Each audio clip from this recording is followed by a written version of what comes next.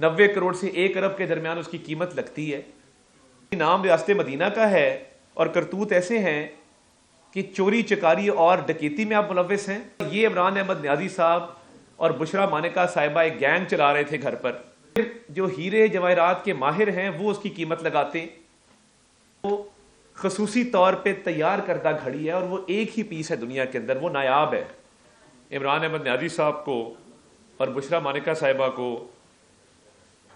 14 سال قید کی سزا جو دی گئی ہے, یہ وہ جرائم ہیں جن سے پاکستان کی ساکھ کو نقصان ہوا, جس سے پاکستان کا بین الاقوامی سطح پر جو امیج ہے اس کو خراب کیا گیا اور پوری دنیا میں پاکستان کی جگ ہنسائی کی گئی کہ ہمارا وزیر اعظم عمران خان ایسا شخص تھا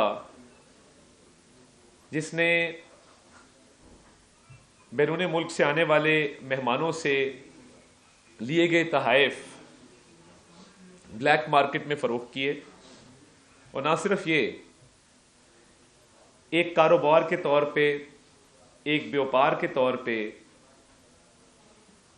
اس کو نظام بنا کے چلایا گیا کہ جتنے بھی تحائف آتے تھے ان کو اونے پونے سرکاری قابضوں میں بیچا جاتا تھا.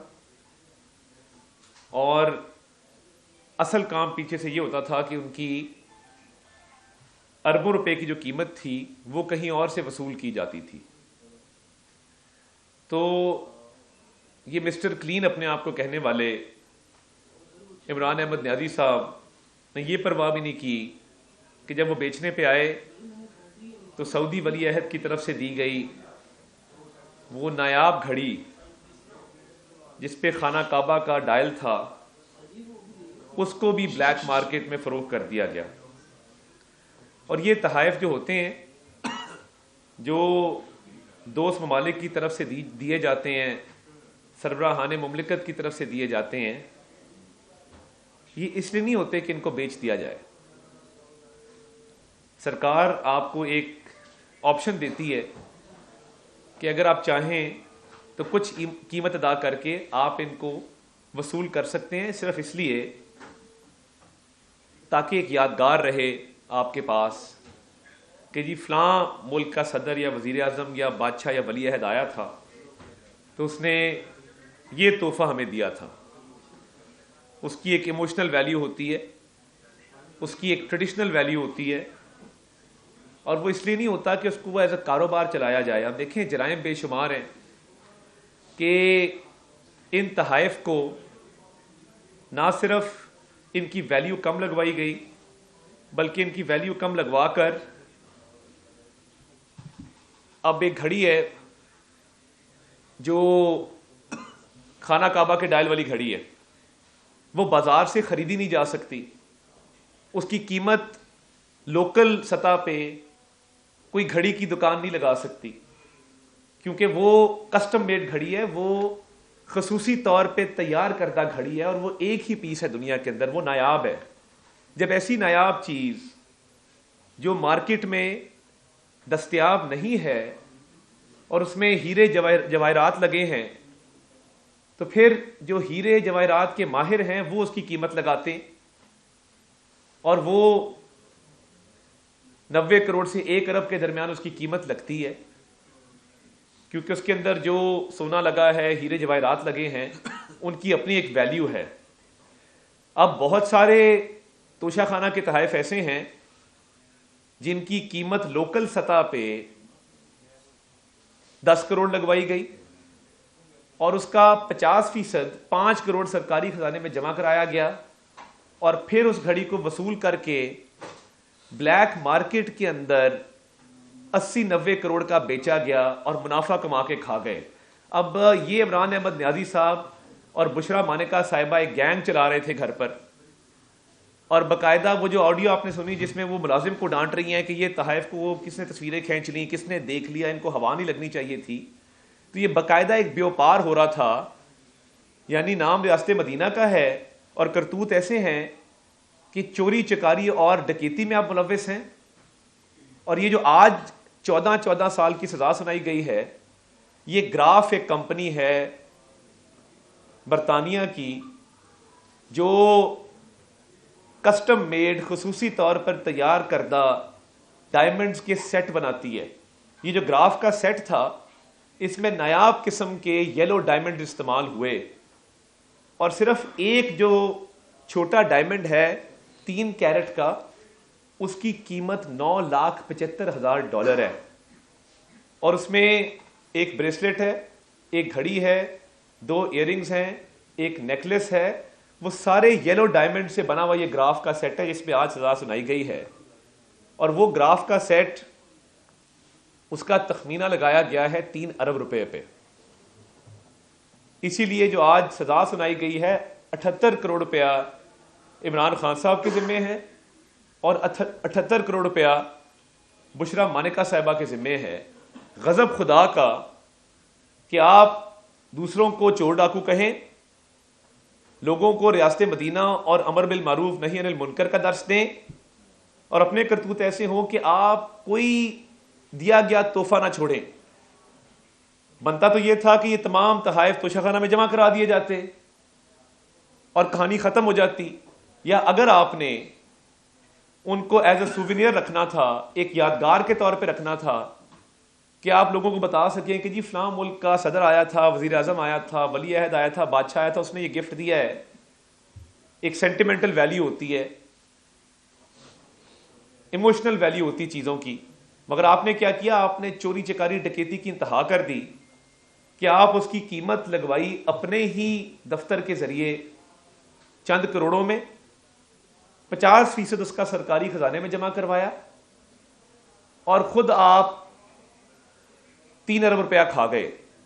اب بات یہ ہے کہ یہ تو سرکار کی ملکیت تھی, یہ تو پیسہ حکومت پاکستان کا پیسہ تھا, یہ تو پاکستانی عوام کا پیسہ تھا, ٹیکس دینے والوں کا پیسہ تھا. آپ نے تو خانہ کعبہ کے ماڈل والی گھڑی کو نہیں بخشا, اس کو بھی بیچ دیا. اور ایک اسلام آباد میں دکان ہے جو گھڑیوں کی مرمت کرتی ہے, چھوٹی سی دکان ہے, آپ نے اس سے جعلی رسید بنوائی. ہمیں کہتے تھے رسیداں کڈو, اور اپنی رسیدیں اتنی جعلی نکلی ہیں کہ آپ ایک جال ساز, ایک فراڈ, ایک مکار اور کرپٹ شخص کے طور پہ سامنے آئے ہیں. اور یہ معمول بن گیا تھا کہ کئی 100 تحفے وصول ہوئے 2018 سے 2022 عمران خان صاحب کو, اور ہر تحفے کو ہرس لالچ کے ساتھ بشرا مانکا صاحبہ وصول کرتی تھیں, اور اس کے بعد ان کی ایک ٹیم تھی جو ان کو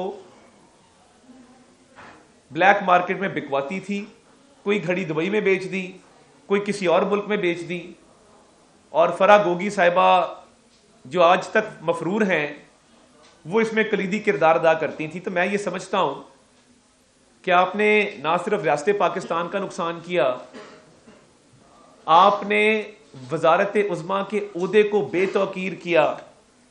پرائم منسٹر کے آفس کا ایک لیول ہے کہ جہاں پہ توشہ خانہ کے تحائف شہباز شریف صاحب نے راہداریوں میں سجا کے رکھ دیے لیبلز کے ساتھ کہ مجھے یہ تحفے ملے, میں راہداریوں کے اندر رکھوں گا تاکہ لوگ دیکھ سکیں کہ فلاں ملک کے سربراہ نے کیا چیز مجھے دی ہے. اور ادھر ایک ایک پائی کے لیے انہوں نے یہ پورا کرپشن کا ایک نظام وضع کیا. وہ گراف کا سیٹ اگر آپ دیکھیں یلو ڈائمنڈز والا, وہ خصوصی طور پہ تیار کردہ ہے, اور وہ آپ آن لائن بھی نہیں خرید سکتے, وہ خریدا نہیں جا سکتا, اپوائنٹمنٹ لینی پڑتی ہے گراف کے سٹور پہ. آپ اپوائنٹمنٹ لیتے ہیں, گراف کا سٹور آپ کو اپوائنٹمنٹ دیتا ہے کہ فلاں تاریخ کو اتنے بجے آپ آئیں گے تو تب آپ کو قیمت طے کی جائے گی. قیمتیں لگی نہیں ہوتی اس کے اوپر, کیونکہ یہ نایاب چیزیں ہیں. یہ جو یلو ڈائمنڈ ہے یہ ایک انتہائی نایاب چیز ہے. تو میری تو سمجھ سے باہر ہے کہ آپ اپنے عہدے کا اس طرح استعمال کیسے کر سکتے ہیں. مس یوز آف اتھارٹی ہے, مس یوز آف آفس ہے. آپ نے اپنے اختیارات کا ناجائز استعمال کیا اور اتنی کرپشن کی کہ یہ اربوں روپے میں جاتی ہے. آپ نے جو صرف تحائف بیچے ہیں وہ 15 سے 20 ارب کے آپ صرف تحائف بیچ گئے ہیں. آپ کو کل تحائف تقریباً 200 جو وصول ہوئے تھے, آپ نے عادت بنا لی کہ ان تحائف کو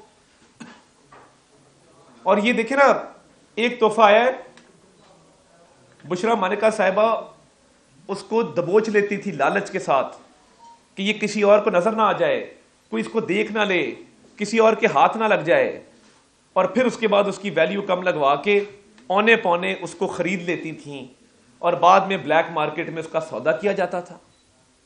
یعنی آپ نے اس قوم کا، اس ملک کا مذاق بنا دیا، آپ نے پورے نظام کا مذاق بنا دیا کہ آپ اربوں روپے کے تحائف مذاق میں ہی بیچ گئے. اس ملک میں اتنی کرپشن کسی حکمران نے، کسی وزیر اعظم نے نہیں کی جتنی عمران نیازی نے کی ہے، اور بے دردی کے ساتھ کی ہے، اور ایک سوچے سمجھے منصوبے کے تحت کی ہے. آپ اثاثے دیکھیں نا، آپ 2018 سے پہلے کے اثاثے دیکھیں اور 2018 کے بعد کے اثاثے دیکھیں تو قبضہ گروپ تھا، پورا مافیا تھا. علیمہ خان صاحب ہیں، وہ قبضے کروا رہی ہیں ادھر بھکر میں، آپ جانتے ہیں. عظما خان صاحبہ قبضے کروا رہی ہیں، کئی سو کنال زمین ہتھیائی جا رہی ہے، اور آپ کی بیگم صاحبہ ہیں وہ گھڑیاں بیچتی جا رہی ہیں. یعنی پہلے آپ نے سائفر لہرایا اور پوری قوم کو گمراہ کیا. آپ نے کہا جی میری حکومت امریکہ نے گرائی، نہیں باجوہ نے گرائی، نہیں محسن نقوی نے گرائی، نہیں میں نے خود گرائی. یعنی کوئی ایک بات پہ کھڑے تو ہوں. اور سائفر کے اندر کوئی تھریٹ نہیں تھا، کوئی سازش نہیں تھی، کسی نے نہیں کہا تھا کہ ہم آپ کی حکومت گرا دیں گے. کبھی ایسا ہوتا ہے کہ آپ کے سفیر کو بلا کے، یہ کوئی گلی محلے کے بدماش ہے کہ آپ کے سفیر کو بلا کے اگلا کہہ رہا ہم تمہاری حکومت ختم کر رہے ہیں؟ یعنی کوئی عقل مندی سے کام لیں. اور اپنے سیاسی مقاصد کو فروغ دینے کے لیے آپ نے وہ سائفر لہرایا، پبلکلی لہرایا، اور کہا کہ جی امریکی سازش ہو گئی ہے. اور وہ سائفر آفیشل سیکرٹس ایکٹ کی وائلیشن تھی. آپ نے سیاق و سباق سے ہٹ کے اس کو پیش کیا، آپ کی آڈیو موجود ہے. آپ نے کہا ہم نے سائفر سے کھیلنا ہے. کوئی بھی شخص قومی سلامتی سے کھیلے، پاکستان کے بین الاقوامی سطح پہ تعلقات خراب کرنے کی کوشش کرے، تو کیا اس کو سزا نہیں دی جانی چاہیے؟ کیا وہ سزا کا مستحق نہیں ہے؟ کیا جو بھی کاغذ بطور وزیر اعظم آپ کے پاس آتا ہے اور وہ ٹاپ سیکرٹ کانفیڈینشیل لکھا ہوتا ہے، تو کیا یہ بنتا تھا کہ آپ پبلکلی اس کو ڈسپلے کریں اور سیاق و سباق سے ہٹ کے کریں اور جھوٹا بیانیہ گھڑیں کہ اس میں سازش ہوئی ہے؟ اس میں کہیں یہ نہیں لکھا تھا. آپ نے پاکستان کو اتنا نقصان پہنچایا، اور دیکھیں پاکستان کے دشمن اس سے فائدہ اٹھاتے رہے، اینٹی پاکستان لابیز اس سے فائدہ اٹھاتی رہیں. پاکستان مخالف ایجنڈا آپ نے آگے لے کر آپ چلے. پاکستان کے دشمنوں کا فائدہ ہوا اس سائفر والی ساری کہانی سے، کیونکہ آپ نے چند نعرے لگوانے تھے، ہم کوئی غلام ہیں. ہاں آپ غلام تھے اور آپ غلام ہیں، آپ ذہنی غلام ہیں. آپ نے جھوٹا بیانیہ گھڑ کے قوم کو گمراہ کیا ہے. آپ نے اس سائفر کے کانٹینٹس کو غلط استعمال کیا ہے، غلط تشریح کی ہے ان کی، اور پاکستان کے دشمنوں کو فائدہ دینے کے لیے آپ نے سیاسی جلسوں میں اس کو استعمال کیا ہے. کیا وزیر اعظم کے پاس جو کاغذ آتا ہے بطور وزیر اعظم حلف اٹھایا ہے کہ میں کوئی ایسے شخص کو کوئی ایسی معلومات نہیں دوں گا جو بطور وزیر اعظم میرے نوٹس میں لائی جائیں گی؟ آپ اس چیز کے اہل نہیں تھے کہ آپ یہ کام کرتے، اور وہ بھی جھوٹ پہ آپ نے کیا، صرف اس لیے کہ واہ واہ ہو جائے 4 دن اور ایک سیاسی بیانیہ مل جائے، ٹاک شوز کے اندر بات ہو جائے، سوشل میڈیا کیمپین چل جائے. کیا اس طرح ملک چلتے ہیں؟ کیا آپ غداری کر رہے ہیں؟ آپ پاکستان کو نقصان پہنچا رہے ہیں، پاکستان کے دشمنوں کا فائدہ کر رہے ہیں اپنے سیاسی مفاد کی خاطر. اور اپنے کرتوت یہ ہیں کہ دوست ممالک کی طرف سے اتنی شرمندگی ہوتی ہے، ہم باہر جائیں گے لوگ کیا کہیں گے کہ اس ملک سے آئے ہیں جس کے وزیر اعظم نے ہمارے ملک کے سربراہ کی طرف سے دیے گئے تحفے بیچ کے کھا گیا، اربوں روپے ہڑپ کر گیا. غضب خدا کا 3 ارب روپے